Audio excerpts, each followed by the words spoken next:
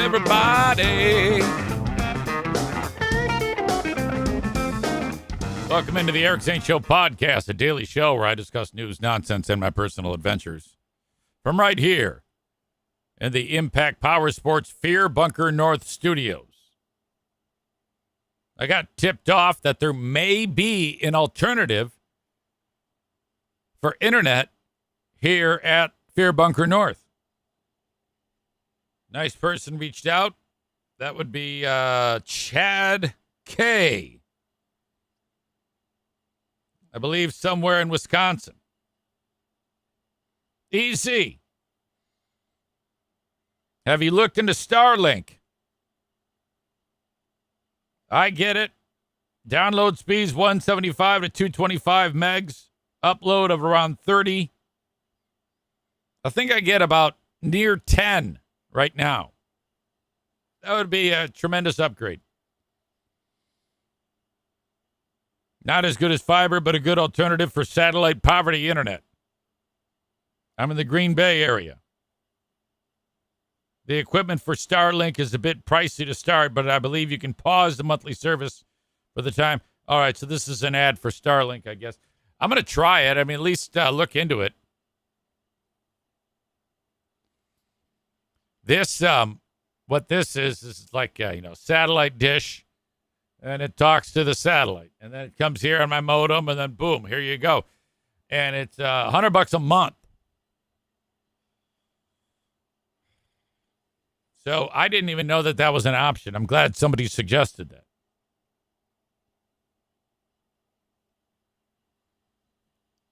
I guess it just depends on the price tag. Some of you may think I'm made out of money, but no.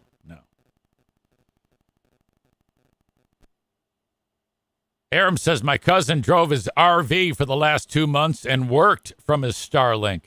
Goddamn. Well,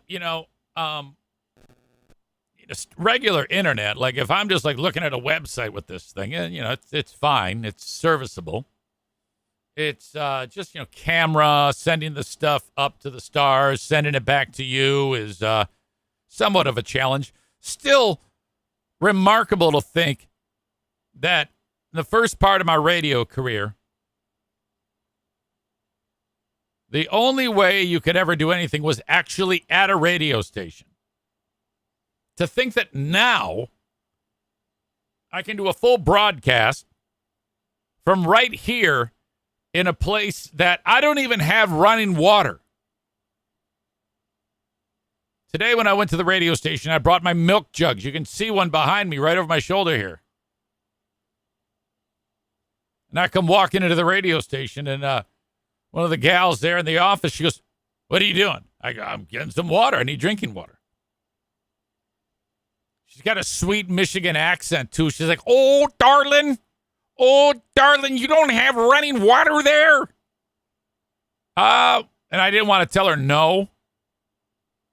Because I think she's like, this nice lady at the radio station, she's like very protective of me. She goes, and so if I would have said no, or I don't have running water, now I go, no, I'm just getting some drinking water. So I put the thing in the sink, turn it on, it starts filling. She goes, oh, no, you don't want that. What? Huh? Oh, no, that's the well water. There's no filter on that, darling. You got to use this. And she turns on the other spigot that's next to you. This has got a filter on it, darling. Here you go, sugar. And but it barely runs out. It's like no water pressure. It would have taken me like an hour and a half to fill up 5 jugs of water. So I go, oh, thanks. And as soon as she turns around, turn it off, put it on the well. I don't give a shit. Whatever. This lady is fantastic. The other day, like they had this candy bowl at the front of the radio station. And it was like full of Tootsie Rolls, and there was like none left. I go, hey, where do they hide the candy to refill the bowl? She goes, oh, sweetie, it's 8 a.m. You can't have candy at 8 a.m, Eric. I go, do you want me to go get you some food? I just, a little sugar tooth. No big deal. I just want a piece of candy. That's all. Oh, but there's a yogurt. You know what? have some of this yogurt. They're there for you. Go ahead. And there's some breadsticks in there. And you could have some of those too, sweetie.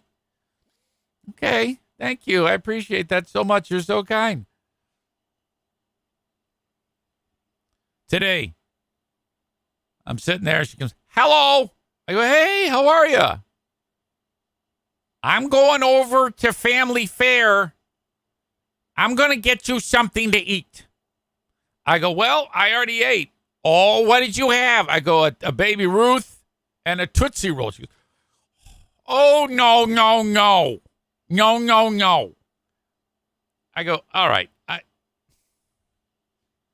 So then time passes, and then this sweet lady, she's so kind. She comes in with a Danish. And it's like this big Danish and it's like, I mean, it's full of sugar too. It's a pastry.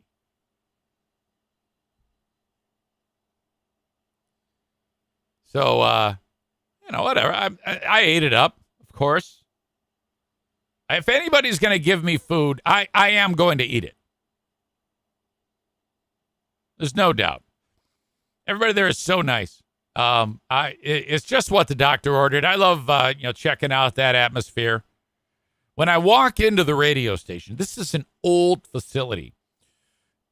I swear, I might even mention this before. It reminds me so much of Z93. I walk in and I'm like, you ever walk into someplace and it smells a particular way and it immediately reminds you, what's that song? Doesn't remind me. Fucking Audio Slave. Yeah, this reminds me. So it's just so cool. Just great to get in there. People call in the radio station. They request their songs. So then today, okay, so number 2 is JC. By the way, the lady I'm talking to is number 3/4. Number 2, JC. He listens, and he always busts my balls about everything. And he knows that I like Springsteen, and he loves Springsteen too. And then I'm talking into a Springsteen song. It's an old song off of his very first release. It's just him and an acoustic guitar. And on the digital place card for the song, I hit the button on the computer and the song starts playing. But the title of the song is so long that it's cut off. Now, normally it's not a problem because, I'm very familiar with the music. I probably know most of the songs that are on there. Some I don't, but they're usually not long titles. The title of this song is Does This Bus Stop on 82nd Street? But the way it shows up to me is Does This Bus Stop? Now, I know as soon as I look at it that there is a on. Does this bus stop on or at? On or at, one or the other. But I don't remember the street name. I don't know what number street it is. So here I am. I'm talking up the music. I'm going, all right, yeah, well, all right, let's get this hour going with the boss. Here's Bruce Springsteen. Does this bus stop? That's how it actually sounded. I don't even know the street that the bus stops on. 57th Street. Whatever. Here it is. I hit the goddamn song.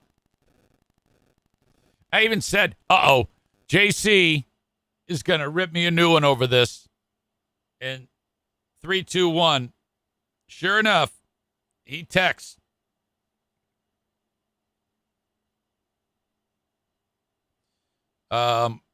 What a great Springsteen fan you are. If you don't know the song, grab a different one. There's only 54 on the playlist. Now, at this point, I want to say, yeah, fuck off. But I don't. Again, here it's a different story. I can tell myself to fuck off all day. And I just wrote, I love that song. But I can't leave it alone. So then basically the story I told you the next time I talk, 2.5 songs later, I told this same damn story, minus the fuck yous. And I hear from people that say, keep beating the shit out of him. It's wonderful. I guess he's kind of like run roughshod through everybody. And, he'll blast anybody a new one. And nobody ever says anything. So I'm like, fuck, I don't give a shit. What the fuck? I absolutely am gonna give it back to you. That's kind of my nature. I'm not just gonna go, okay, I'm gonna be a bitch. Ridiculous. All right, speaking of radio, back in the day on WBBL, I've talked about this before. One of the clients of the radio station, the guy he would spend money on the radio station for advertising. Little did we know, but the radio station was a cog in this guy's criminal enterprise. Jamie Westenbarger, Forest Hills Financial. This goddamn crook. Holy fucking shit. So he'd come on the radio and say, I'm going to help you make your money, grow your money, and give your money to me, and I'm a great broker, investor, whatever the fuck he was. I don't know what the fuck he was. Doesn't matter. For those of you that listen to the Lost Zane recordings, you had to have encountered him a time or two on the show. All of those episodes probably will be listened to in a different light, knowing that he's a goddamn thief. Time passes, his criminal enterprise is exposed. He gets in big trouble. And so he wasn't even doing a Bernie Madoff. Bernie Madoff, like somebody would give Bernie like $5 million and he'd give them phony documents that would say, yeah, look at my returns. Oh my God, you're making so much money. It's incredible. You're getting like 19%, which is absurd. On a good year, on average, the stock market will get you, 6-7% a year if you're lucky. It's not bad.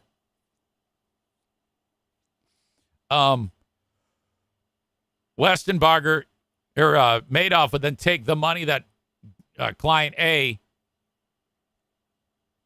would give him and give it to client B. Because client B is like, hey, I need my money. Oh, yeah, hey, I got it. And then he'd give him, robbing Peter to pay Paul, classic Ponzi scheme. Biggest one ever in the history of anything.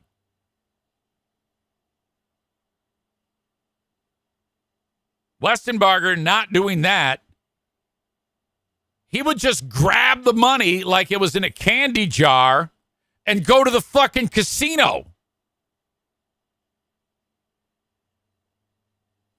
And then people would say, hey, we need our money. Oh, I don't have it. What do you mean you don't have a fucking money? I gave it. You're supposed to have invested it in a CD. So-and-so just lost his legs in a car accident. We got to build a ramp. I don't have it. I spent it. What? Yeah, here. Sign this promissory note that says that I owe you this money. So that is, he was actually asking the people whose money he was investing to be an accessory to a crime, which I'm sure someone will repeat in the telling of this tale, which I'm going to play for you right now. He was just sentenced. There you go. There's my man. He used to come into the radio station with Ben and I and Julius and tell everybody to invest your money with him. I'm anxious to hear how this thing works. Every time I've done this, there's been like a delay. Former investment broker at an Ada-based firm is headed to prison tonight. A judge sentenced Jamie Westenbarger to at least 2.5 years in prison for stealing $250,000 from his clients at Forest Hills Financial. Target 8 investigators Susan Samples exposed the embezzlement in 2019 and has... Okay. Mm-hmm. That's good. Awesome. I love that. Makes for great. Been tracking the case ever since. Jamie Westenbarger's victims have waited 5 years for this day to address Westenbarger directly, to explain the impact of his crimes, and to see him brought to justice. This is Mary of the People, State of Michigan versus Jamie Westenbarger. Among Westenbarger's victims, award-winning photojournalist Lance Wynn, whose son Justin worked as a photographer at News 8. Westenbarger was considered by my family to be a friend. And was on the job when he learned Westenbarger had stolen $60,000 from Justin's dad. This was a blow. We no longer had that safety blanket. A safety blanket the Wynns needed when Lance became ill and required care. That's when Westenbarger admitted the cash the Wynns were depending on that they thought was in a CD wasn't there. Westenbarger had used it as a personal loan. I will never forget. From another client, Westenbarger stole $200,000 and, when discovered, asked the married couple to sign papers saying the money was a loan. The audacity of asking us, the victim, to aid in covering up a crime was astounding and profoundly insulting. The Attorney General's office said the 47-year-old used his client's money to pay off debts, buy gifts for his girlfriend, and feed his gambling addiction. And even when he lost his broker's license and moved to Tennessee, the AG said he violated bond 6 times by leaving the state to gamble. While our victims were suffering financial loss and dealing with the consequences of the defendant stealing this money, the defendant was out living his best life. According to bankruptcy records, Westenbarger vacationed in Hawaii, rented a luxury apartment, and bought a diamond ring. Have you stolen from your clients? No, never. This was Westenbarger in 2019 when Target 8 confronted him as he tried to peddle his financial planning services to retirees. The worst thing you can do is end up in retirement. At the time, he told us his clients loaned him the money. It's not some, massive cover-up, nothing major. Fast forward 5 years. The situations that occurred, the money, it's something that I'm horribly embarrassed by. I think it's completely awful. I have no excuse for it. I had a thriving business. I had a great reputation in the community. I threw it all away. Westenbarger asked the judge to consider that he's worked hard to pay back more than $160,000 and will keep working to do so as long as he can. Please do not consider his ability to pay us back if he's in jail. We do not need the money as much as we need justice. For Lance Wynn. To breach that trust? In the end, Judge Scott Noto followed the plea agreement, sentencing Westenbarger to at least 2.5 years in prison, up to 20. And the former investment broker said goodbye to his wife before heading to prison. Justin Wynn wishes he could tell his dad justice served, but Lance Wynn died in 2019. In Grand Rapids, I'm Target 8 investigator Susan Samples. Oh, God, Jamie. You fucking asshole. Jesus. Fucking scam. I don't know. In hindsight, I remember when Jamie came in, and I didn't really have a bad feeling about him. But I always get a little bit anxious when I meet someone like that who is going publicly saying, give me your money, give me your money. I find more often than not that those people always make me raise an eyebrow. Seems like the reputable ones never really seem to have to go out and tell everybody about, hey, you should give your money to me, give your money to me. You know? Kenny says, I hope she filed for divorce the following day. I don't think so. I don't think she did. She seemed to love him there.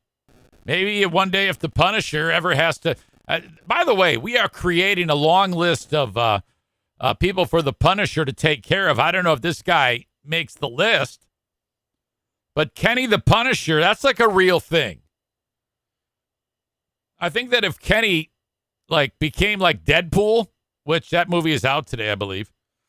Deadpool and Wolverine, or Wolverine and Deadpool, or whatever the fuck. Everybody's gonna go see it.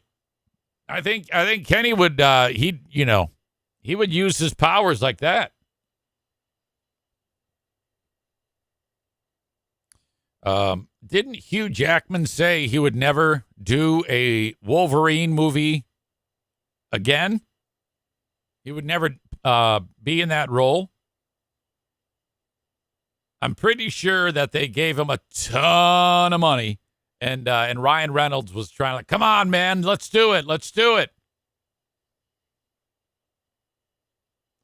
Aram says John Midgley, the psycho magician, needs to draw a comic book cover of Kenny the Punisher.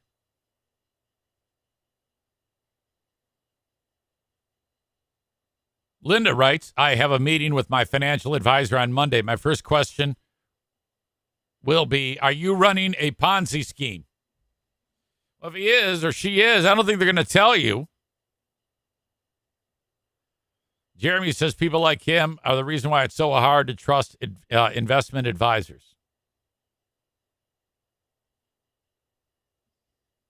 Tyler says, I wonder if he ever tried to talk Easy into giving him his hot tub money.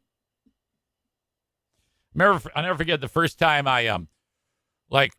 when I was working with Free Beer and Hot Wings, there was this guy who was running our money.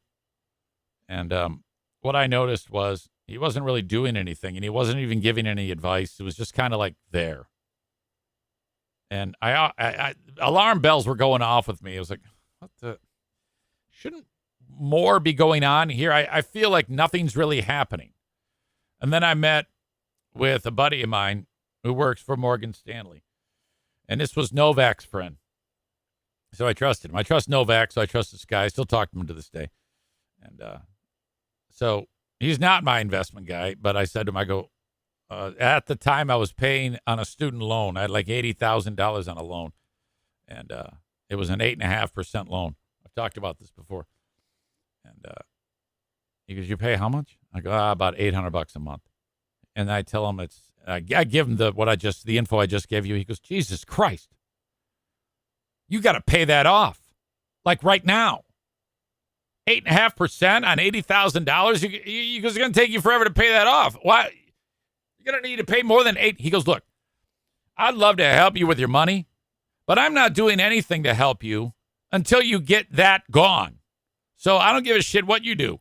Come up with the money and pay off the student loan. That's the first thing you need to do. Right then and there, I knew that this guy was my guy.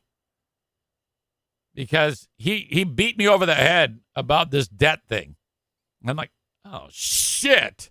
I wish my other guy would have told me that. Fuck. I mean, I knew it, but Amy says, that much money from Central? For Central? Yes. Okay. A little bit more background. How the hell did that much come from loans? Let me explain something to you. When I was going to college, they would, all right, how much money does your mother make? And then they would look at how much money my mom made, how much money my dad made, and then the state would say, well, you're eligible for a $1,000 loan. It just wasn't enough. But mom and dad could not afford to send me to school. All right? So then Pooh Bear and I got married. And one of the benefits of that is now they don't rely on my parents' tax info. They rely on mine and my wife's, which we didn't make anything. We worked at McDonald's. So the government says, oh, well, okay, let's see. Eric, we're going to give you $12,000 a semester. And Diana, you're going to get $12,000 a semester. So, okay, so between the two of us for the school year, that's $48,000. A ton of cash. And then we ended up managing to be able to take that money and buy a house. Fucking A. Then when it came time to pay it back, defer, forbearance. It actually got to a point where I used up all forbearance, all deferment, which interest was accruing. And then I got to a point where I was in New Jersey at the time, probably 2002. Okay. There is nothing more you can do, the guy said. You have to start paying us right now. No more deferments. You have exhausted everything. You are priority number one in the United States. Okay? And this is a degree that I never used. It's fucking ridiculous. Pooh Bear never used her degree. This is probably the biggest waste of an education ever that has existed. The only thing that would have been more fruitless is if we both finished college and then the day we graduated, we shot each other in the face. Took a dark turn there, I realized. So I start paying the fucking thing off. Well, my buddy Tom was like, God damn it, pay this shit off, you asshole. So I was able to wrangle the money, get it paid off, and good to go. That was the best thing that ever happened to me. It was right then and there that I knew this guy was the one for me. And then shortly after, he retired. And then he said to me, Easy, I got a guy. Okay, who is it? And he gave me the guy, and it's been great ever since. And I don't share who it is. I keep that quiet. If anybody really wanted to know, I'd pass you off on a fact-finding mission on your own. Linda says, I think my 4 years at CMU cost my dad $16,000, and I got a $300 a year scholarship for having good grades. Oh, my God. It's amazing the cost of college. It's out of control. I just got my second to last Hope College bill in the mail. I'm like, fucking A. I'm just limping to the finish line. Limping to the finish line. Okay. So the fucked up RV update. I got another phone call from dude. He's like, okay, yeah, everything is fixed except for this and that and the other thing. And those parts are on order. I know you want to use your RV. But, and I'm like, all right, I don't need it right now, but he doesn't need to know that. He's telling me about all this shit that is getting replaced, and I'm just like, you know what? Fingers crossed. Fingers crossed. Because when I flush that toilet, if I see any turd rising up from below where the thing opens and starts, going the wrong direction, turds aren't supposed to go up. I'm going to be like, you got to be fucking kidding me. Part of me was like, look, you guys, the toilet is a big one. All right. We don't want shit coming the other direction. Part of me was like, this is what I want you to do. I want you to replumb it or whatever the fuck it is you do. And then get somebody, like put out a memo at the work. Hey, if anybody has to take a shit, we want you to shit in this RV. So you have whoever it is, have a couple people shit in it, and then make sure that it flushes. That's the only way this is going to work. You got to fucking test it. By the way, the windows on this, you saw me get distracted. I looked to my right. A fucking mortar just blew up. I don't think you heard it, but it rattled the windows. I am directly next door to an artillery range. I've painted Fear Bunker North as being a complete catastrophe. I'm next to an artillery range. The place smells like dead mouse. There's fucking maggots on the floor and a swarm of flies of hatched maggots. Mason Blue says the RV sounds like something out of a National Lampoon movie. I know.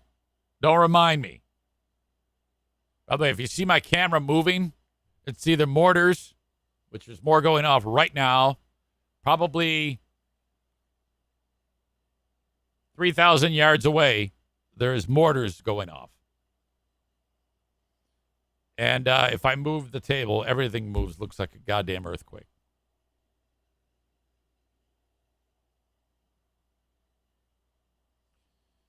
Tyler says tuition is 200% higher now than it was back in the day. And then he adds that he is going back to nursing school. Wow. Just got my tuition bill and immediately wanted to quit.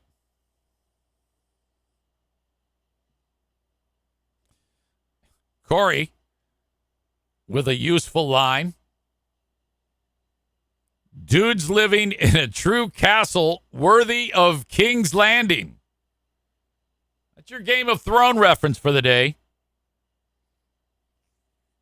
I need to note, I didn't note earlier, there's no way I can do a full show today. Okay? I figure, because I have to be leaving this place by probably, I don't know, 12:45.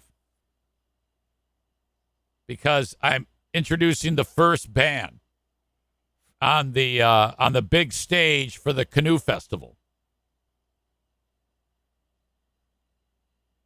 I don't even know who's playing, but they're all local bands that are, whatever. I have no idea. Sea Bear is here. I haven't seen Sea Bear since the last time I saw Sea Bear. I was making Sea Bear laugh uproariously through the chat because of my impression of Amanda. Well, good news. On the Patreon yesterday, there was a lot of Amanda. Well, at least a little bit. I don't know if you're on Patreon. If you're not, you should be. Yesterday was the very first Patreon evening edition, and I had to. Charity Scam Mike dropped by Fear Bunker North on his way up to a golf outing in Gaylord. So he said, I wanted to do a podcast with him, but he was all fucking freaked out. I go, what the fuck is wrong with you? My brother-in-law. He was pulling up. He goes, anxiety attack all the way here. I go, why? What happened? I don't like driving.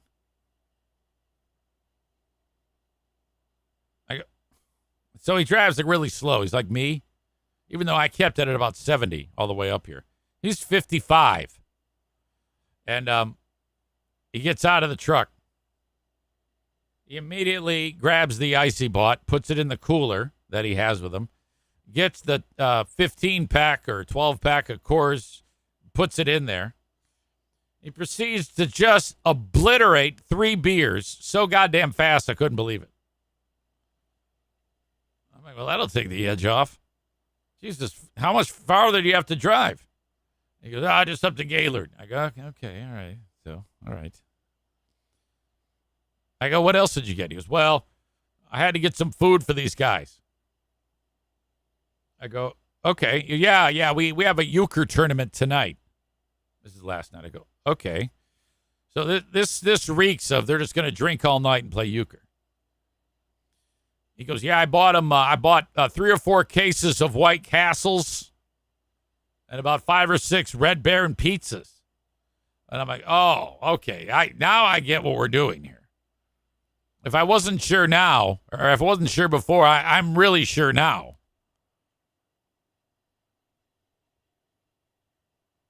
You're playing euchre, getting shit-faced, and then at about 11 o'clock, you're ready to eat. You heat up a couple Crave cases from White Castle.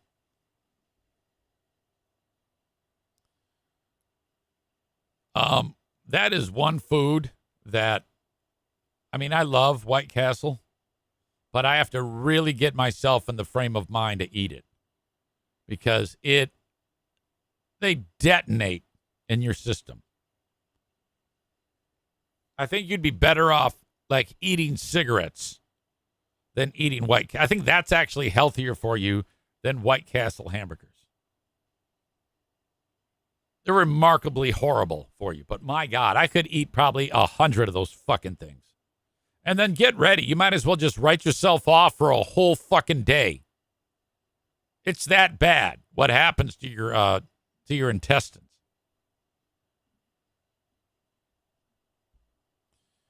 Kenny says all local bands with unbelievable names that Eric gave them, but Amanda thought that the band names were real. True story. Sea Bear. I'm like, oh yeah, I'm going to be on stage. Ladies and gentlemen, please welcome back to Northern Michigan, Infant Abuse.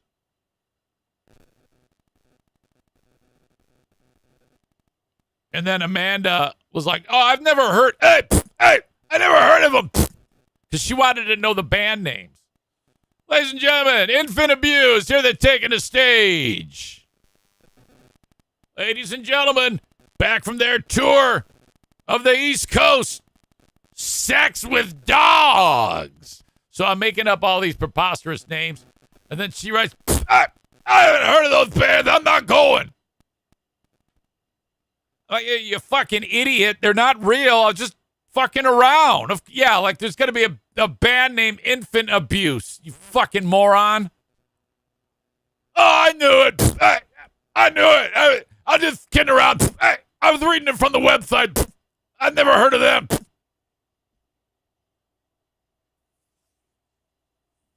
Ladies and gentlemen, give it up for the Baby Punters. Let's bring them to the stage. Trump's mutilated ear. We're going to take you out into the late night tonight.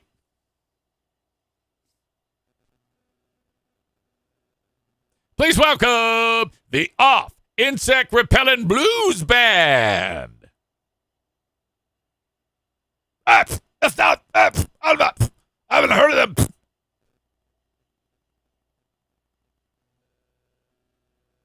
And she tried to play it off that she was looking at the website or some stupid shit like that. It's like, come on now. Give me a break. I know what's up. I know you're bullshitting me. A former investment. What the fuck is that?